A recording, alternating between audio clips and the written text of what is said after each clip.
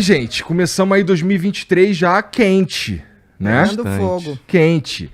Começa aí com essa parada que aconteceu ontem, que, assim, é interessante que a gente já ia ter essa conversa aqui mesmo, ninguém sabia que... Quer dizer, na verdade, eu acho que todo mundo sabia que esse tipo de coisa ia acontecer, tava meio que... momento, né? O que chama a atenção é que parece que pegou as pessoas desprevenidas, as pessoas que não deviam estar desprevenidas, né? Mas, por outro lado, tem o lance da... Sabe uma coisa que eu fiquei me perguntando ontem, o dia inteiro? O que será que esses caras esperam conseguir com isso? O que será que realmente motiva esses caras? O que passa pela cabeça deles?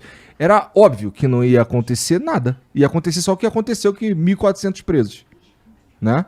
Pô, o que explica isso, cara? O Jean tava falando aqui antes, ele te perguntou se era um surto coletivo.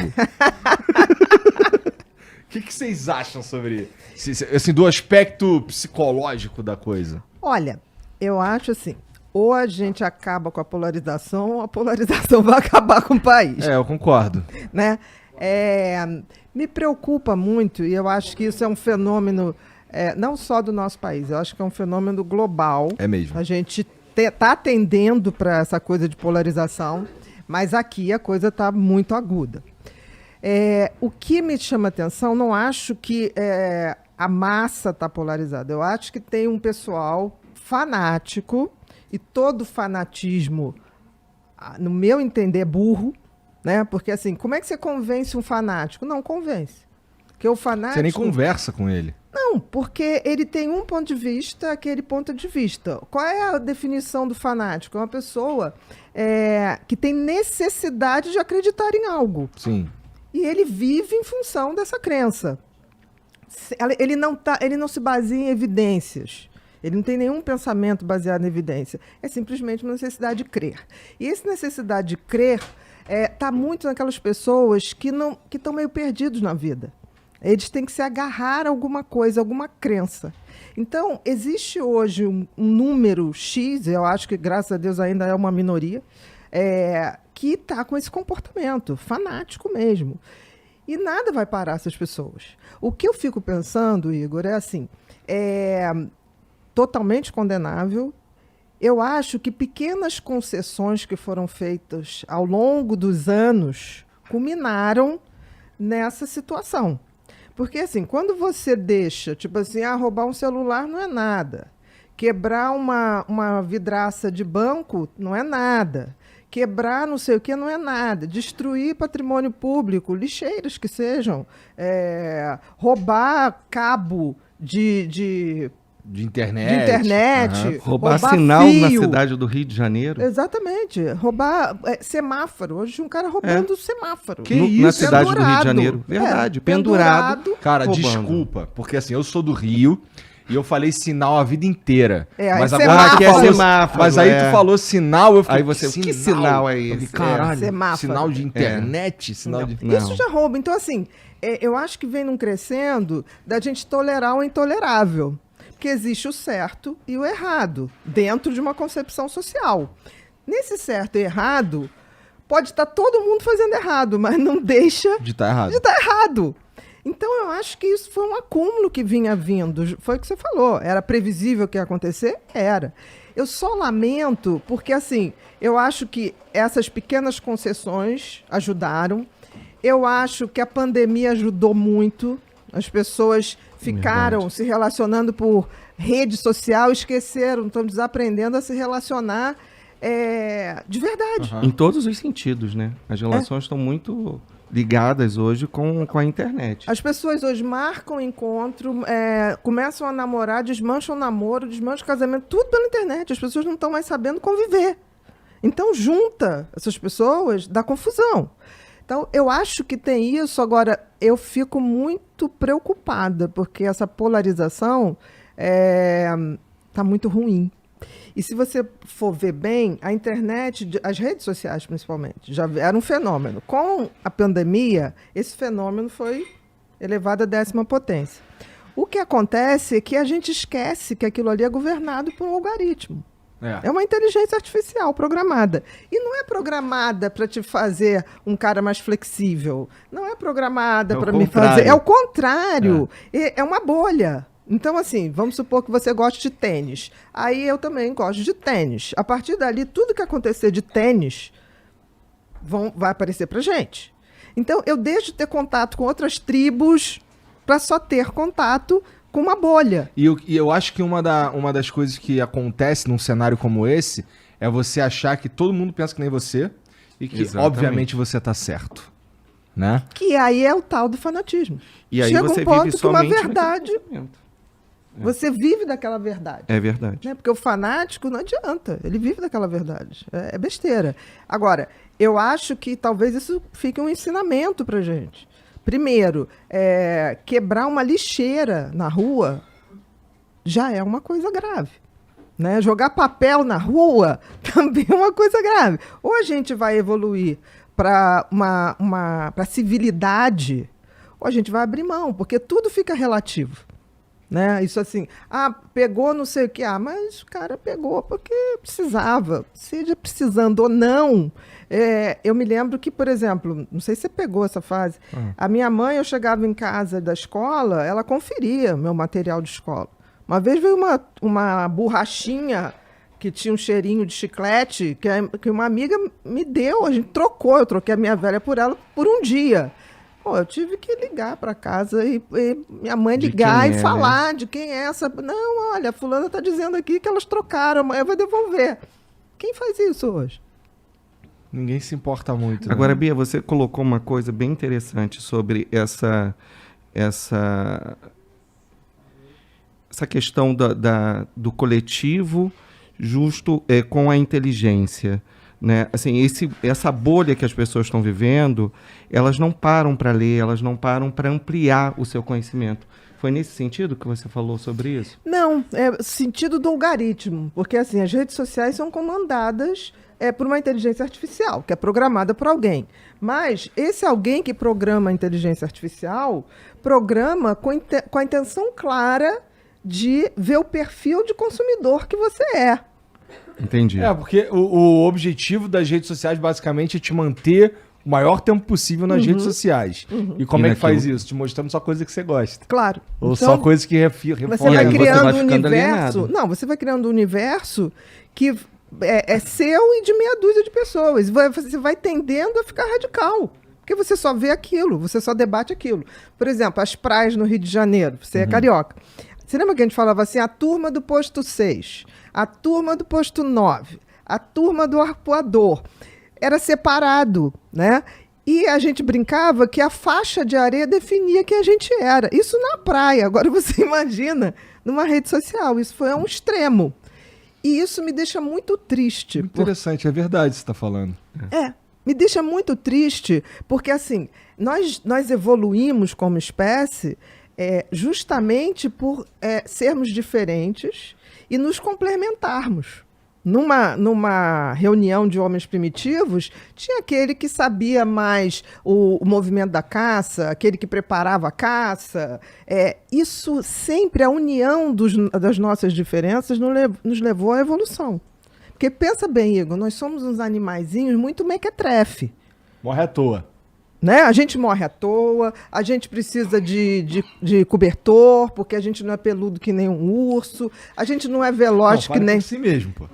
A gente não é veloz como um tigre, como um leopardo, sim. A gente não tem musculatura como um tigre, a gente é um animalzinho esquisito, entendeu? E ao mesmo tempo dominamos o reino animal no planeta, isso aí não tenha dúvida, mas dominamos não porque a gente é super, ultra inteligente, porque a gente se colaborou.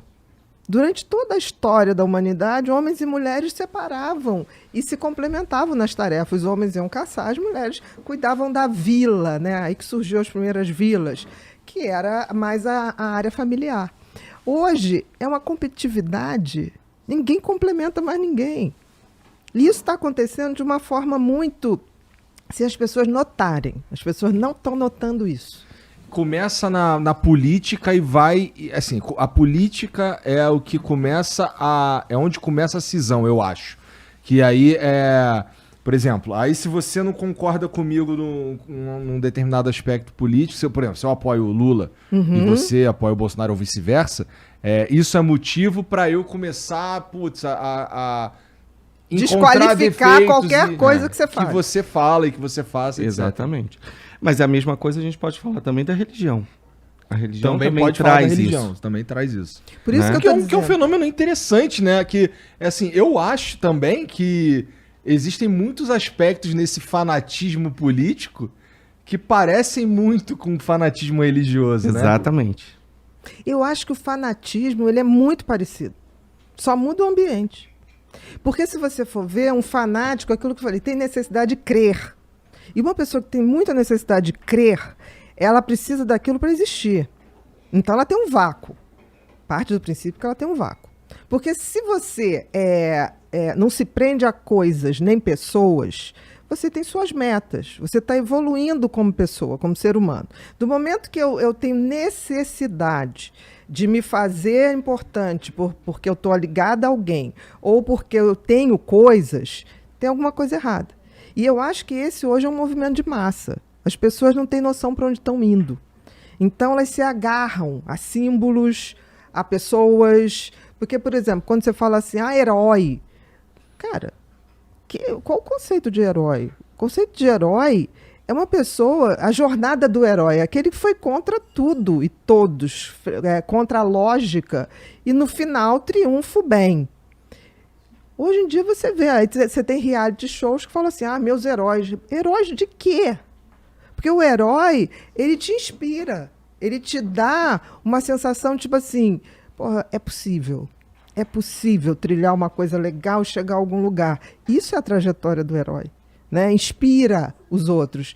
O que a gente vê hoje sendo chamado de herói, não tem esse conceito. Esses fanáticos que a gente vê hoje em abundância, será que eles já existiam ou eles foram se criando ao longo sei lá, das redes sociais e tudo mais? O que vocês acham? Eu acho que sempre existiu. De outra forma, mas eu acho que sempre existiu. Eu acho que sempre existiu. Tá? Como muita coisa, né, que tá aparecendo ou que aparece com mais frequência. Eu acho que a rede social, ela acaba mostrando de uma forma mais ampla, mas eu acho que sempre existiu. Mais ampla e mais estimulada do momento que você começa a grupar pessoas e eles com conseguem mesmo se organizar. Com o mesmo interesse, eles começam a se organizar. Antigamente, para encontrar alguém, você tinha que ir a uma praça, você tinha que ir a um shopping, você tinha que reunir uma galera. Hoje você não precisa. Está na mão, está na palma da mão, na palma do seu celular. Então, assim, as pessoas acham que tem um poder imenso. Não tem, porque elas vêm ali, estão falando ao mesmo tempo, sei lá, com 1000 pessoas, ou porque foi curtido o que ela postou por 10.000 pessoas, só que tem que aquelas 10.000 pessoas não são 10.000 pessoas com as quais você tem algum tipo de intimidade ou afinidade. Por exemplo, todas essas pessoas que apareceram lá nesse movimento, eu acho que tem pessoas muito diferentes, mas todo mundo, numa massa, a massa ela é alienante, ela se comporta de uma maneira muito pior do que cada um individualmente. É feito gado, né? Então, eu fico com muito receio. É verdade. Interessante essa escolha de palavras. Não, é muito... É o efeito manada que a gente É o efeito manada, porque assim, e todo efeito manada é alienante. Por quê? Porque individualmente eu paro, eu reflito, eu faço a minha separação, isso aqui é o que eu penso, isso aqui é o que o Igor pensa, isso aqui é o que o Alex pensa. Não penso, mas a gente troca ideias com todo respeito. Agora, do momento que isso vira um grupo disso, como torcidas organizadas. Eu tive um paciente que era o garoto mais tímido, mais tranquilo. Eu tratava ele por excesso de timidez. E aí um dia eu recebo um telefonema, o pai falando, olha, o fulano foi preso, porque ele foi para a torcida organizada, uma das torcidas organizadas do Flamengo, e ele saiu batendo. Eu falei, ele? Eu fiquei chocada. E aí passou aquilo, o efeito manada. Eu falei, o que é isso? Ele falou assim, eu não sei, mas aquilo me dá um poder. Um poder. E isso tem uns 15 anos. Não tínhamos redes sociais. Eu estou falando de um movimento, de uma torcida organizada. Uhum. Imagina isso hoje. com esse poder. Então, eu acho que a gente está vivendo um tempo novo que ninguém está se dando conta que a gente discute com as pessoas, às vezes por nada. Eu me recuso, por exemplo, Igor, a discutir ou deixar de falar com alguém por causa de política. Porque, assim, eu vi gente chegar no consultório e deixou de falar com o pai. Uhum. Pai com 83 anos. Eu falei, Mãe, cara, filho. o que você vai fazer? Teu pai tem 83 anos, pelo amor de Deus. A sua relação com ele tem que ser maior que isso tudo. Porque os políticos passam. E passarão. Não tenha dúvida. A história vai botar cada um no seu lugar. Agora, porra, pai e mãe, sabe? É os caninhos da alma da gente. A gente não pode fazer o que está fazendo. As pessoas estão brigando de deixar de falar. Esses grupos de WhatsApp de família virou uma batalha. Esse tipo de coisa, esse tipo de fanatismo, vamos dizer que eu sou um fanático, eu sou esse cara que, porra, recebe fake news e divulga fake news de um lado e de outro, não sei o quê. Aí, putz, eu tive um lapso de consciência. De lucidez. Cara, de lucidez e, puta, eu quero resolver isso, cara. Esse cara, ele procura um médico, ele faz o quê? Acho muito raro, assim, se for um fanatismo, é muito difícil, porque o fanatismo né? é quase um delírio. É o difícil. fanatismo é um delírio, ele não se dissolve com evidências. O que é delírio? Acreditar em alguma coisa que não é verdade e viver em função daquilo. Isso é um delírio, não a crença errônea. O fanático, ele é quase um delirante. Vamos supor, qual é a possibilidade dele ligar? Talvez você isolar ele dessa massa que estimula o delírio dele. Agora, Bia, eu acho que eu entendi o que o Igor está querendo trazer, assim. Se ele começa a ter um pouco de consciência que ele tá indo por um caminho que tá fazendo mal, tipo... Porra, o cara invadiu o Congresso Nacional, viu o nego cagando na mesa. Ih, rapaz, espera aí, isso que tá demais. Isso tá demais pra mim. Ou a família chega pra ele e fala, cara... Sabe, ele pode não estar tendo essa consciência, mas as pessoas estão mostrando. Como no toque. Às vezes a pessoa que tem toque, ele não tem consciência que aquilo está parando a vida dele. E o que eu acho que o Igor está querendo trazer é como se fosse um paciente nosso, chegando assim, olha, minha família está dizendo, eu comecei a perceber que eu fui lá no Congresso, vi cagando ali na mesa, e está passando dos meus princípios, eu acho que passou do limite. Eu preciso de ajuda porque eu não estou conseguindo. Eu acho que o que o Igor está querendo perguntar é assim, existe alguma possibilidade comportamental, medicamento, que possa ajudar um pouco essa pessoa? Esse cara que teve essa percepção, ele não é um fanático. Interessante. É isso que eu estou tentando colocar. Esse cara, eu vi aquela cena, inacreditável. Inacreditável isso, assim. É uma pessoa sem qualquer noção de civilidade, de grupo, de respeito, de tudo, de tudo. Aí você vê o seguinte, o fanático, ele não vai ter esse caimento de ficha. Esse caimento de ficha é alguém que está aberto a coisas do tipo assim, não, agora tocou numa coisa sublime, que é o respeito. Sabe? O respeito pelas instituições, o respeito pelo ser humano, os valores. Esse que não é fanático, basta esse caimento de ficha. Mas ele consegue sair? Porque ele não é um fanático. O fanático é delirante, gente. O fanático, ele só tem uma maneira, ele nunca vai admitir, tá? Porque é um delírio, ele acredita naquilo. Ele tanto que ele manda aquelas mensagens, eu já recebi mensagem do tipo assim, quem tá falando aqui é o fulano, imitando voz de não sei quem. Eu deleto, eu nem ouço aquilo, porque eu falo assim, gente, a pessoa me repassa um troço. Você acha que o general Mourão, sei lá, ou o Heleno... ia estar falando essa bobajada. E deixando isso circular. Muitas vezes eu recebi coisas desse tipo, falei, gente, isso é fake. Eu botava assim, não boto mais, porque o cara falava assim, como fake? Você não tá vendo? É a voz dele. Eu falei, cara, aí eu ainda tinha uns que eu ainda falava assim, cara, olha só, isso não tem como, o cara não ia fazer uma coisa dessa, presta atenção. E outra coisa, ele tá falando de uma situação que ocorreu há 3 anos atrás. Não é de agora. Sabe quando você mostra que está atemporal aquilo, que não existe, você tentando trazer a pessoa à realidade, a pessoa simplesmente deixa de falar com você. Verdade. Esse é o fanático. Agora, se uma pessoa viu que chegou nesse ponto e fala assim, queria muito sair, mas isso fica como os pensamentos intrusivos de que eu não posso, que isso que vai resolver a questão. Aí sim, aí a pessoa entra... chegou num nível de ansiedade, começou a ter pensamentos obsessivos, a gente pode medicar no seguinte sentido, dele não ser escravo desses pensamentos.